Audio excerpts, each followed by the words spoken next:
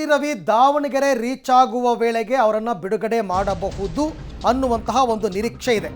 C T Ravi ಬಿಡುಗಡೆಗೆ high court ಈಗಾಗಲೇ ಆದೇಶವನ್ನು ಕೊಟ್ಟಿದೆ. ಆದೇಶ ಸಿ ಟಿ ರವಿ ಪರವಾಗಿ ಬಂದಿದೆ. ಚಿಕ್ಕಮಗಳೂರಿನಲ್ಲಿ ಬಿಜೆಪಿ ಕಾರ್ಯಕರ್ತರು ವಿಜಯೋತ್ಸವವನ್ನು ಆಚರಿಸ್ತಾ ಇದ್ದಾರೆ. ಒಂದು ರೀತಿ ಹಬ್ಬದ ವಾತಾವರಣ ಚಿಕ್ಕಮಗಳೂರಿನಲ್ಲಿ ಬಿಜೆಪಿ ಕಾರ್ಯಕರ್ತರಿಗೆ. ಪಟಾಕಿ ಸಿಡಿಸಿ ಸಿಹಿ ಹಂಚಿ ಸಂಭ್ರಮಿಸಿದ್ದಾರೆ ಕಾರ್ಯಕರ್ತರು. ಇವತ್ತು ಚಿಕ್ಕಮಗಳೂರು ಬಂದ್ಗೆ ಕರೆ ಕೊಟ್ಟಿದ್ದರು ಅವ್ರು ಹಾಗೆ ನೋಡೋಕೆ ಹೋದರೆ. ಆಮೇಲೆ ಬೆಳಗ್ಗೆ ಸ್ವಲ್ಪ ಕಾಂಗ್ರೆಸ್ ಕಾರ್ಯಕರ್ತರು ಮತ್ತು ಇವ್ರ ನಡುವೆ ಘರ್ಷಣೆ ಆಗಿತ್ತು.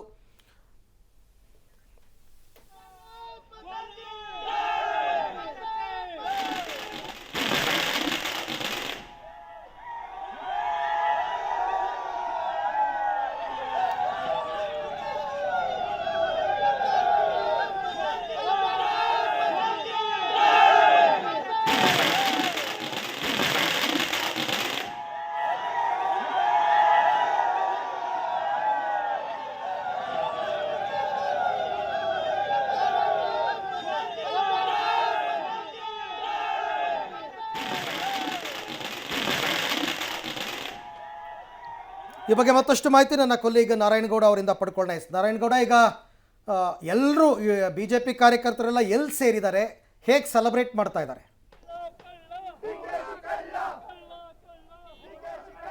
ಅರವಿಂದ್ ಅಂತಂದ್ರೆ ಇವತ್ತು ಬೆಳಿಗ್ಗೆಯಿಂದಲೂ ಕೂಡ ಸಿ ಟಿ ರವಿ ಅವರ ಬಿಡುಗಡೆ ಮಾಡಬೇಕು ಅಂತೇಳಿ ಬಿಜೆಪಿ ಕಾರ್ಯಕರ್ತರು ಸುಮಾರು 500ಕ್ಕೂ ಅಧಿಕ ಬಿಜೆಪಿ ಕಾರ್ಯಕರ್ತರು ಕೂಡ ಚಿಕ್ಕಮಗಳೂರು ನಗರನ ಬಂದ್ ಮಾಡಿ ಪ್ರತಿಭಟನೆ ಮಾಡಿದ್ದಂಥದ್ದು.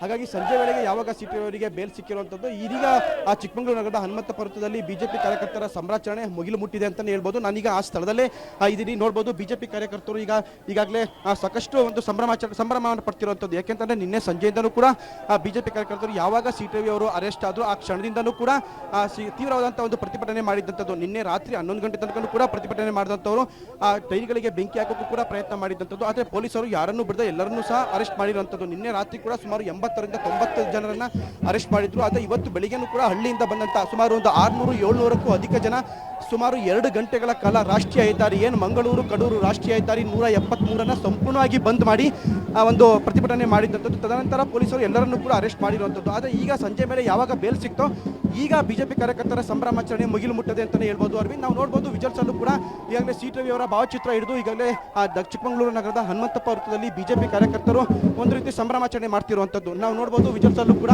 ಈಗಾಗಲೇ ಡ್ರಮ್ ಸೆಟ್ ಅನ್ನು ಸಹ ತರಿಸಿ ಡ್ರಮ್ ಸೆಟ್ಟಿಗೆ ಅವರು ಡ್ಯಾನ್ಸ್ ಮಾಡ್ತಿರುವಂಥದ್ದು. ಇವತ್ತು ಬೆಳಿಗ್ಗೆಯಿಂದಲೂ ಕೂಡ ಬಿಜೆಪಿ ಕಾರ್ಯಕರ್ತರ ಮುಖದಲ್ಲಿ ಒಂದು ರೀತಿ ಆತಂಕ ಇತ್ತು. ಸಾಯಂಕಾಲ ಏನಾಗುತ್ತೋ ಏನೋ ಅನ್ನೋ ಒಂದು ಭಯ ಇತ್ತು.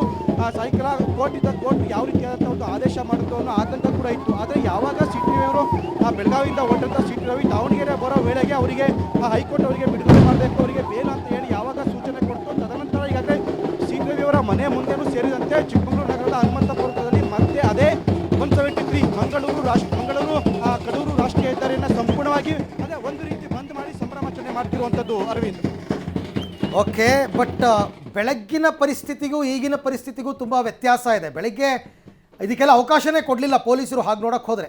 ಬಟ್ ಈಗ ಕಾಂಗ್ರೆಸ್ ಕಾರ್ಯಕರ್ತರೆಲ್ಲರೂ ಕೂಡ ಈಗ ಎಲ್ಲಿ ಅವರೆಲ್ಲ ಕೂಡ ಅಂದರೆ ಈಗ ಅವ್ರು ಯಾರು ಕೂಡ ಈಗ ಇದಕ್ಕೆ ಅಡ್ಡಿಪಡಿಸುವಂತಹ ಸನ್ನಿವೇಶ ಯಾವುದು ಇಲ್ವಾ ಅಂತ?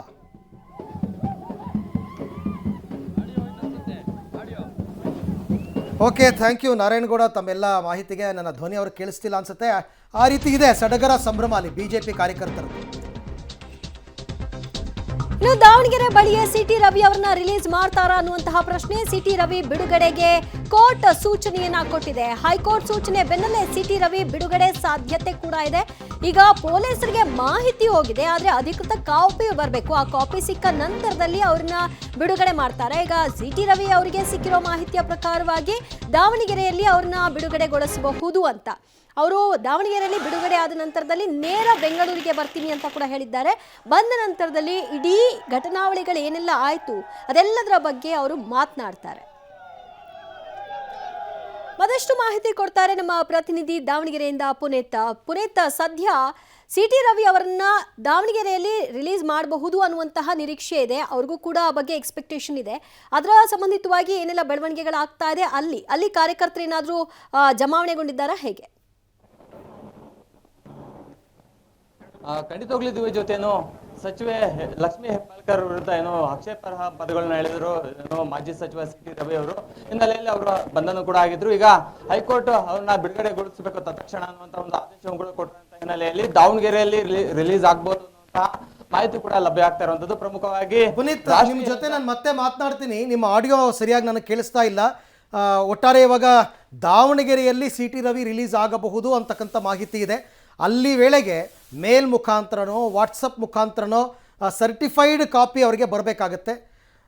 ಸೊ ಈಗ ಚಿಕ್ಕಮಗಳೂರಿನಲ್ಲಿ ಏನೋ ನೂಕಾಟ ತಳ್ಳಾಟ ನಡೀತಾ ಇದೆ. ಇದು ನೀವು ನೋಡ್ತಾ ಇರ್ತಕ್ಕಂಥದ್ದು ಚಿಕ್ಕಮಗಳೂರು ದೃಶ್ಯ. ಬಹುಶಃ ಸೆಲೆಬ್ರೇಷನ್ಗೆ ಪೊಲೀಸರು ಅವಕಾಶ ಮಾಡಿಕೊಡ್ತಿಲ್ಲ ಅಂತ ಕಾಣಿಸುತ್ತೆ. ಅದರ ಪರಿಣಾಮ ವಾಗ್ವಾದ ನಡೀತಾ ಇದೆ ಪೊಲೀಸರು ಮತ್ತು ಕಾರ್ಯಕರ್ತರ ನಡುವೆ.